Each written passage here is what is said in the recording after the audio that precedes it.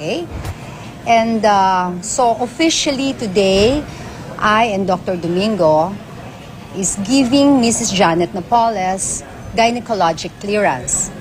She is cleared surgical-wise, pending medical and endocrinological clearance.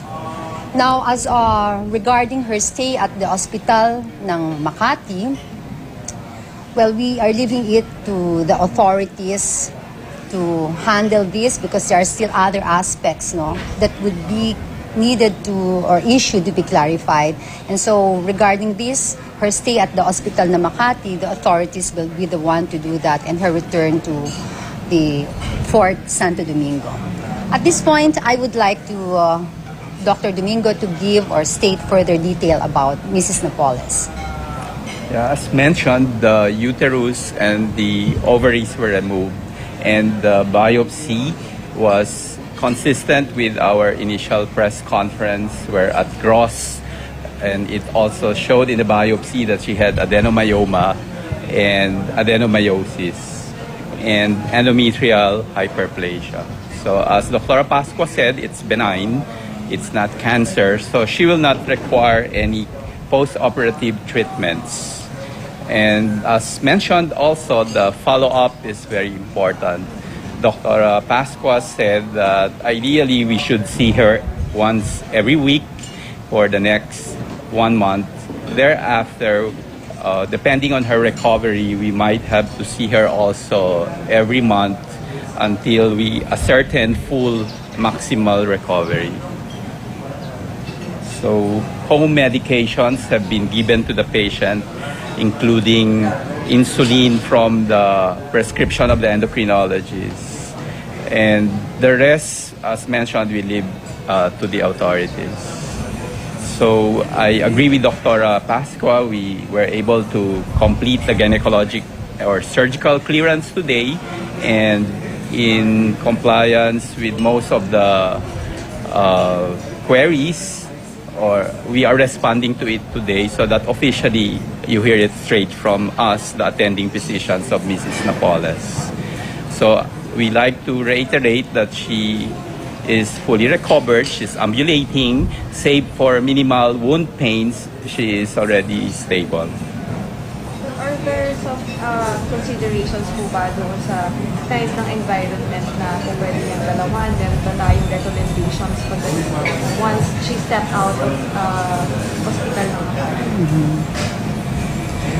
The condition prevailing in the area where Mrs. Napoles is detained, we are not completely exact as to the prevailing condition. So I tend to be very cautious in giving my pronouncements as to how she will be able to handle herself as a post-op patient in the area. I would like to believe that the humane nature of our camps and detention center would allow a post-op patient to be able to blend easily. I would hope so. Okay. Yes.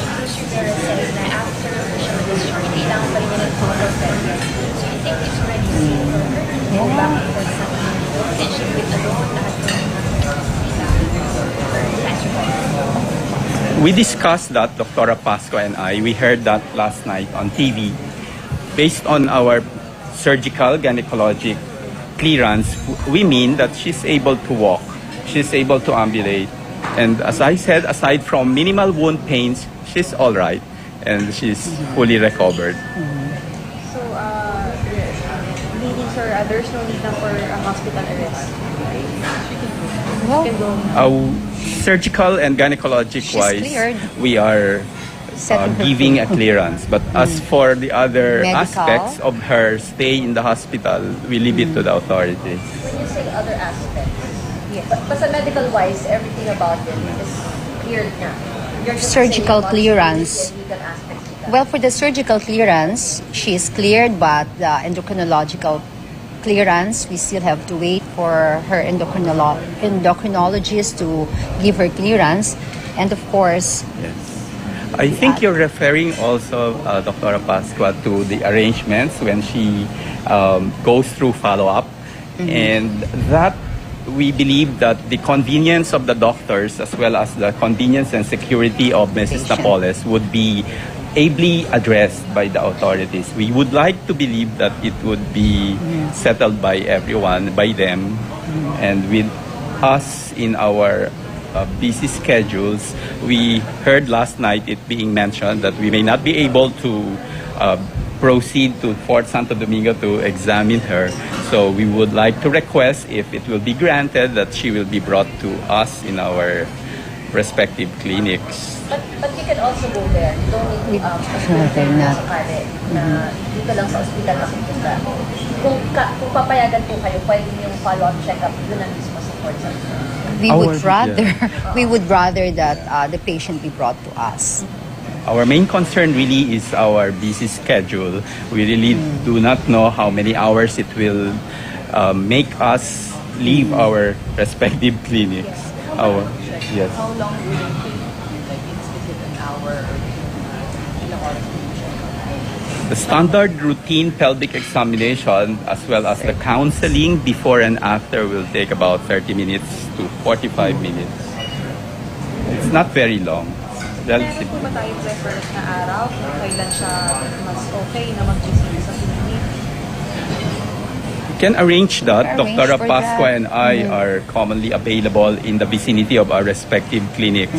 So we can arrange that even Or wherever the court would designate, Yes. the place where the court would designate us to examine Mrs. Napoles. yes. Yes.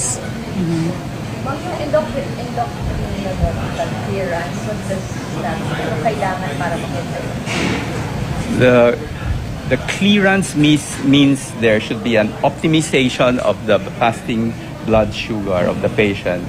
And we know she is a diabetic, and that often requires the utility of the short and long-acting insulin. So she is on it. Apart from that, she has oral medications. And by far, over the past 13 days since the operation, Dr. Pascua and I have observed that the blood sugar is still showing abnormal elevated levels up to 300 on 2 occasions. But recently, we have been able to observe a good control. Of course, we want a good control, primarily because of the wound healing. No? Because right now, the wound is well cooptated, but late complication could set in if the blood sugar level will not be controlled. Nagkaroon po ba ng pagtaas? Kasi may lumabas na yung reports na nagkaroon ng pagtaas sa blood sugar.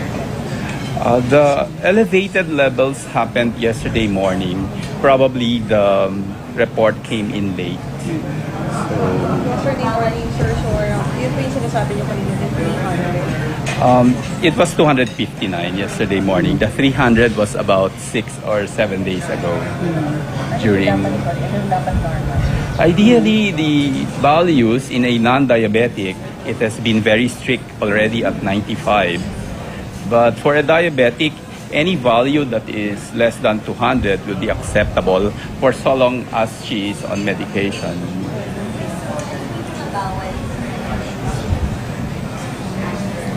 Activities.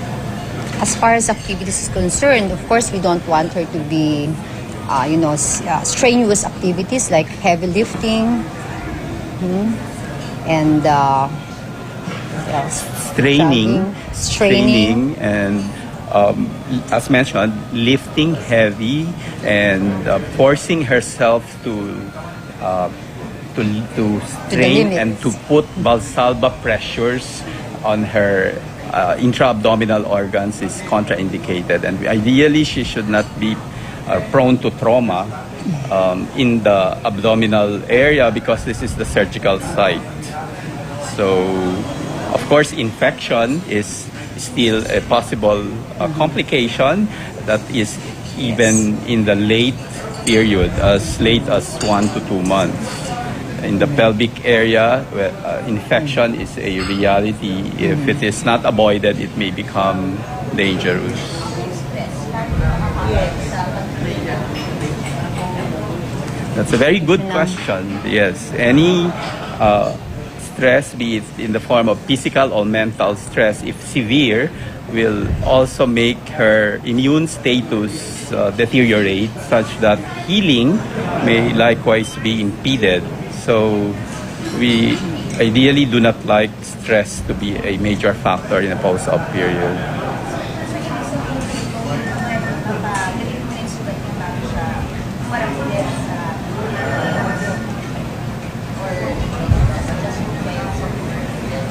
The wound is now healed. As to the complete remodeling, intactness of the wound, it takes time.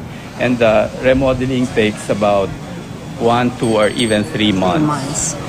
In fact, even for, if you're an employee, if you undergo this major operation, you're allowed to go back to work 2 to 3 months post-operation. Pero sir, yung tama po ba yung sinabi rin ni Attorney Cruz na nahirapan ba siyang magsalita? Or is there, may effect po ba yun sa ganong klase? Yung ganong operation? Well, because of the pain she is experiencing right now, the on and off post-op pain,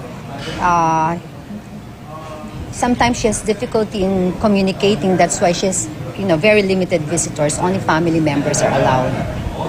So it's the pain that's caused.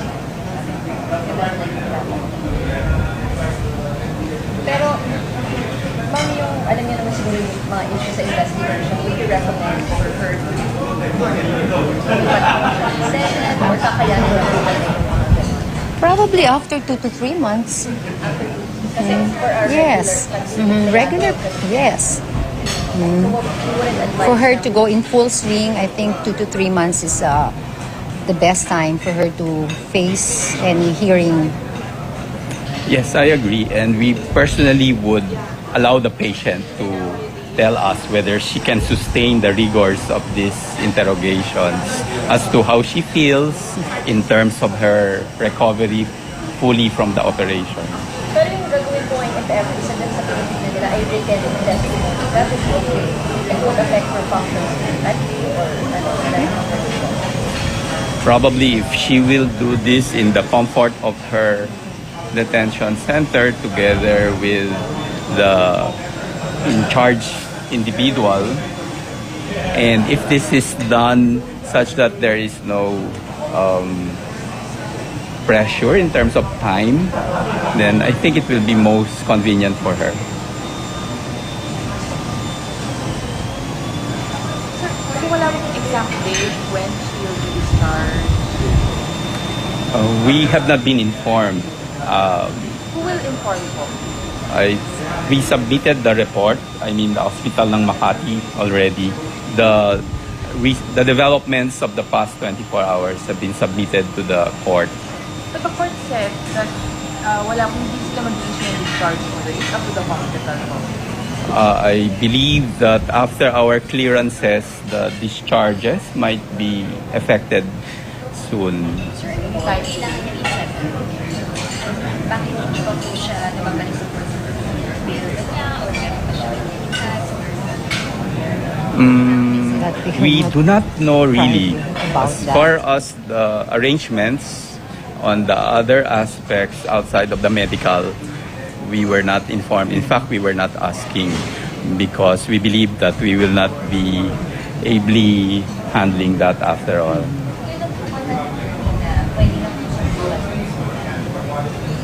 As we said, our clearance is gynecologic surgical.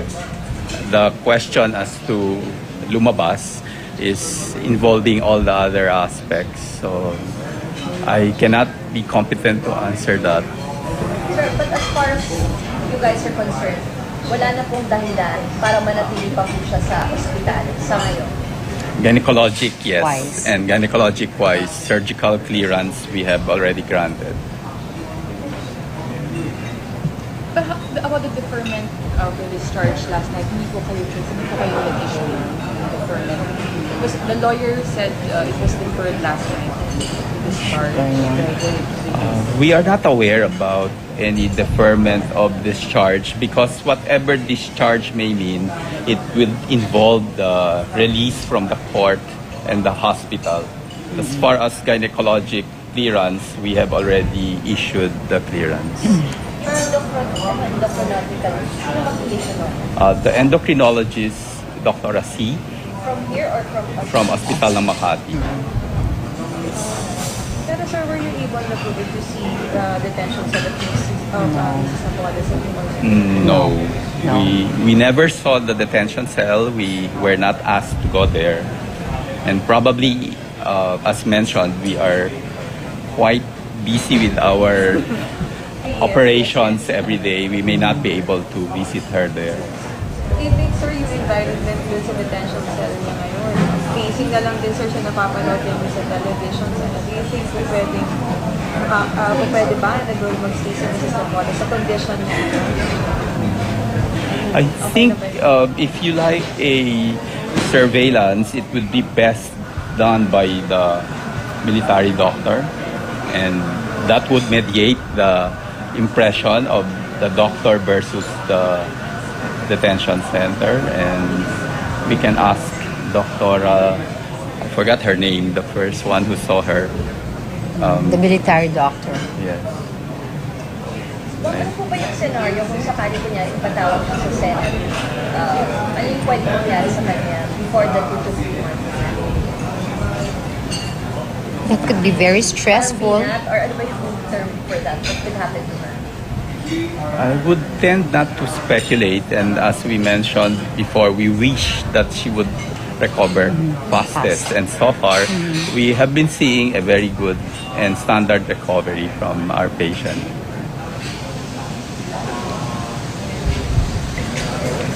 Clarify mo lang po, Doc.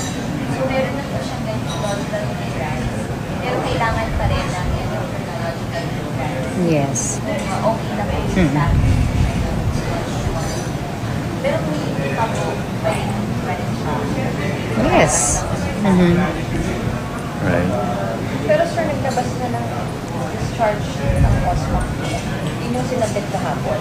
I was informed that they will issue the may go home orders today. That was informed to us yesterday.